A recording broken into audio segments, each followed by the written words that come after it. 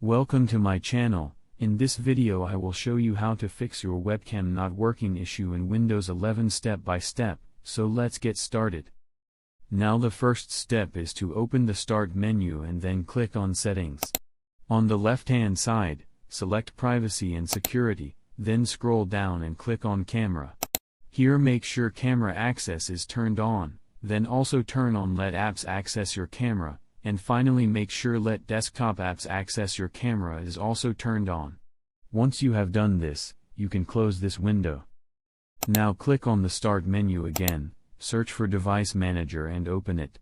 In this window, click on the drop-down next to Cameras, and you should see your webcam in the list.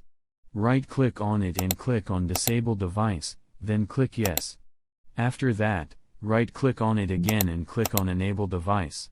Now again right-click on your webcam, click on Update Driver, then select Browse My Computer for drivers, and after that click on Let me pick from a list of available drivers on my computer. From the list, select USB video device and click on Next. Once the process is complete, close the window and your webcam should now be working properly.